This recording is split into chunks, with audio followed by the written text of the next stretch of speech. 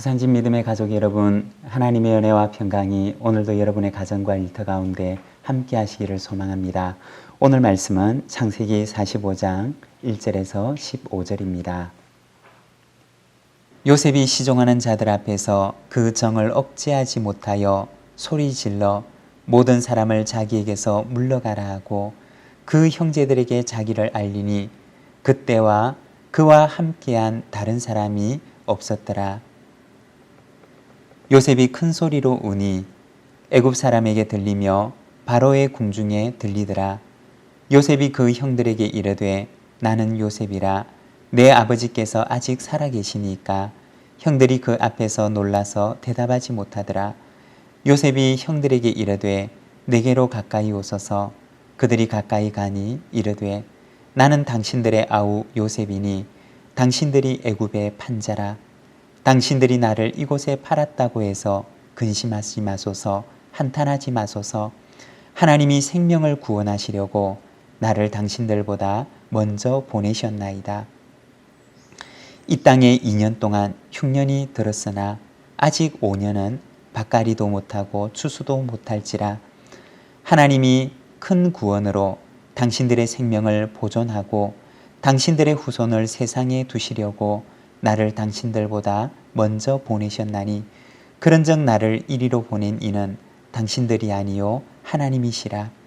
하나님이 나를 바로에게 아버지로 삼으시고 그 온 집의 주로 삼으시며 애굽 온 땅의 통치자로 삼으셨나이다. 당신들은 속히 아버지께로 올라가서 아뢰기를 아버지의 아들 요셉의 말에 하나님이 나를 애굽 전국의 주로 세우셨으니 지체 말고 내게로 내려오사 아버지의 아들들과 아버지의 손자들과 아버지의 양과 소와 모든 소유가 고센 땅에 머물며 나와 가깝게 하소서. 흉년이 아직 5해가 있으니 내가 거기서 아버지를 복양하리다. 아버지와 아버지의 가족과 아버지께 속한 모든 사람에게 부족함이 없도록 하겠나이다 하더라고 전하소서. 당신들의 눈과 내 아우 베냐민의 눈이 보는 바 당신들에게 이 말을 하는 것은 내 입이라. 당신들은 내가 애굽에서 누리는 영화와 당신들이 본 모든 것을 다 내 아버지께 아뢰고 속히 모시고 내려오소서 하며 자기 아우 베냐민의 목을 안고 우니 베냐민도 요셉의 목을 안고 우니라. 요셉이 또 형들과 입맞추며 안고 우니 형들이 그제서야 요셉과 말하니라. 아멘. 오늘 우리가 읽었던 이 말씀에 보면 요셉이 형들과의 만남에서 자기 감정을 절제할 수가 없어서 펑펑 우는 그러한 모습을 우리에게 보여줍니다. 1절과 2절의 말씀을 보면 요셉이 시종하는 자들 앞에서 그 정을 억제하지 못하여 소리질러 모든 사람을 자기에게서 물러가라 하고 그 형제들에게 자기를 알리니 그때 그와 함께한 다른 사람이 없었더라. 요셉이 큰 소리로 우니 애굽 사람에게 들리며 바로의 궁중에 들리더라. 우리가 어제 읽은 말씀에 보면 유다가 목숨을 걸고 그 동생 베냐민을 보호하는 그런 모습을 보여줍니다. 그 모습을 보고 나서야 아마도 요셉은 비로소 그 형들의 마음, 그 베냐민을 향한 그 형들의 진심을 이제 알게 되었을 것입니다. 요셉의 마음 가운데 그가 애굽에 있으면서 비록 그 형들의 지난날의 잘못들을 마음속으로 용서하기는 했지만 그러나 요셉의 마음 가운데는 혹시 그의 동생 베냐민이 형들에 의해서 자기가 지난날 겪었던 그 어려움과 그 고통을 겪고 있지는 않을까라고 하는 마음이 있었을 것입니다. 어쩌면 그것 때문에 요셉은 줄기차게 그 동생 베냐민을 데리고 올 것을, 데리고 와서 자기의 눈앞에 보일 것을 그렇게 요청했는지 모릅니다. 그리고 일부러 그 동생 베냐민을 공경에 몰아넣었을는지 모릅니다. 그런데 그때 베냐민이 공경에 처했을 때 자기의 목숨을 걸고 그 동생 베냐민을 보호하고자 하는 유다를 보고서 비로소 요셉의 마음 가운데 안도, 안심, 그리고 형들을 향한 그 신뢰가 회복이 되었을 것입니다. 오늘 우리가 읽은 이 본문에 보면 요셉이 큰 소리로 우니라고 말씀합니다. 드디어 회복된 가정의 모습을 보여주는 것입니다. 여러분, 만일에 요셉이 하나님과의 관계가 회복이 되었고, 그리고 요셉의 형들도 하나님과의 관계가 회복되었지만, 그러나 요셉과 그의 형들과의 관계가 회복이 되지 않고 그대로 있었다면 여러분 어땠을까요?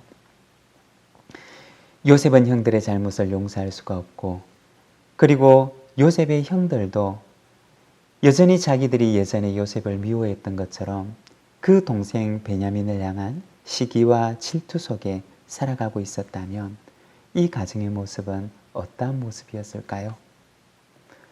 아마도 그 가정은 하나님의 구원의 역사의 주인공으로 쓰임받는 가정이 되지 못했을 것입니다.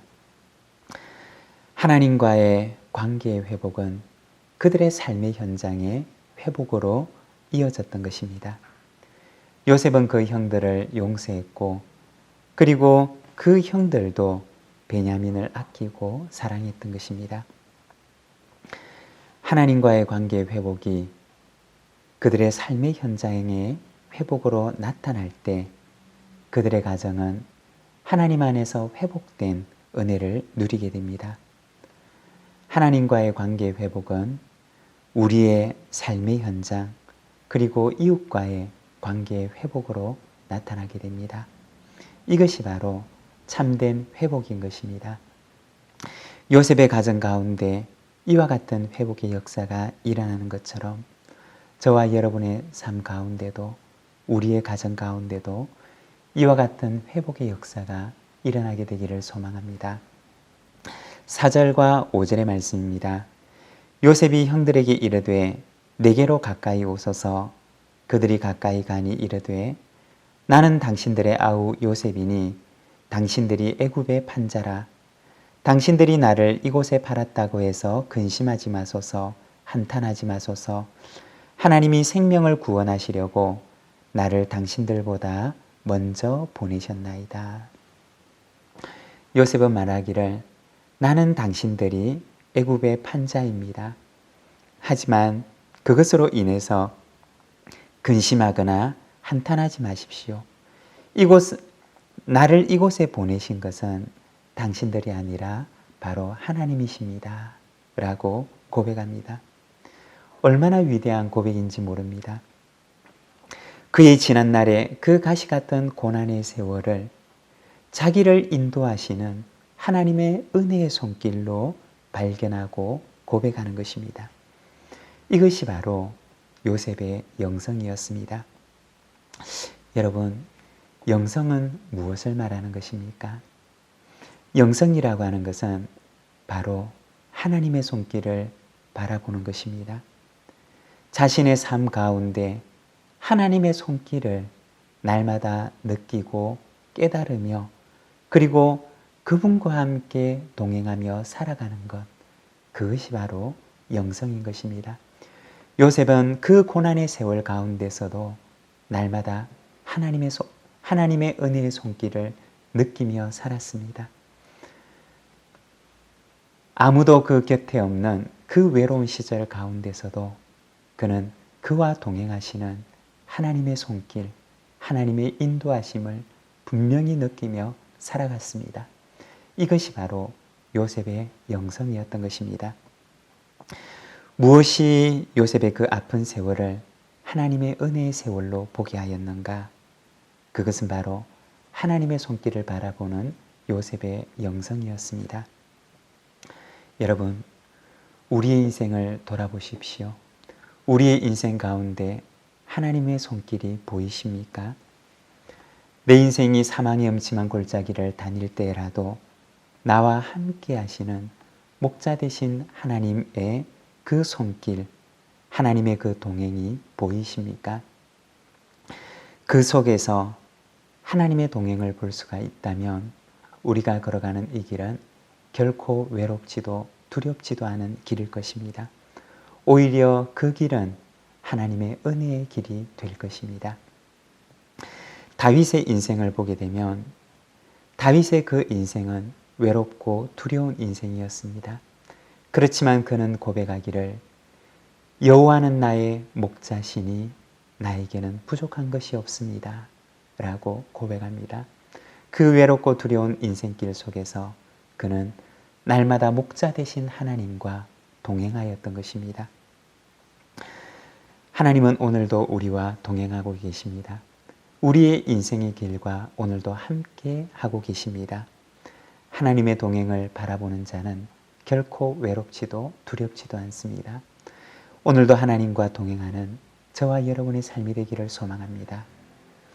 하나님의 구원의 목적은 무엇이냐? 7절의 말씀을 보면 하나님이 큰 구원으로 당신들의 생명을 보존하고 당신들의 후손을 세상에 두시려고 나를 당신들보다 먼저 보내셨나니. 요셉은 자기와 동행하시는 하나님의 목적을 깨닫는데 그는 고백하기를 하나님이 큰 구원으로 당신들의 생명을 보존하고 당신들의 후손을 세상에 두시려고 나를 먼저 보내셨습니다. 라고 말합니다. 하나님께서 그와 함께 하셨던 것, 하나님께서 그와 동행하셨던 것, 하나님께서 그를 애굽의 총리의 자리에 앉히셨던 것은 자신의 성공과 자신의 호의호식을 위한 것이 아니라 그는 그것이 바로 당신들을 위한 것입니다. 라고 말합니다. 바로 하나님의 더 크신 목적을 그는 발견하였던 것입니다. 여러분, 우리 그리스도인은 어떤 사람입니까? 우리는 우리의 성공, 나의 호의호식, 나를 위해 살아가는 자가 아닙니다. 하나님께서는 우리를 하나님의 거룩한 백성으로 부르실 때, 하나님의 그 놀라운 계획 가운데 우리를 초청하실 때 나를 위하여만 부르지 않으셨고 하나님께서는 우리를 세상을 위한 존재로 부르셨습니다. 세상을 위한 사명을 감당하는 자로 하나님께서는 우리를 부르신 것입니다. 사랑하는 여러분, 오늘도 저와 여러분의 삶이 세상을 향한 하나님의 거룩한 목적에 합당하게 쓰임을 받는 저희들의 삶이 되기를 소망합니다. 기도하겠습니다.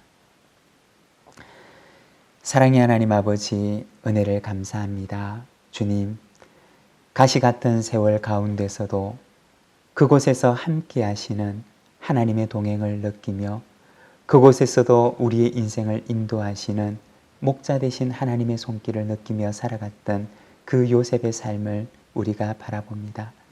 요셉과 함께 하셨던 그 하나님께서 오늘도 우리와 함께 하시며 우리의 손을 붙들고 하나님의 은혜의 길로 우리를 인도하시는 줄 믿사오니 사랑하는 하나님 아버지, 오늘도 하나님 우리가 비록 사망의 음침한 골짜기로 다닌다 할지라도 그러나 그 가운데 우리의 손을 인도하시는 하나님의 손길을 바라보는 저희들의 삶이 되도록 주님이여 인도하여 주시옵소서.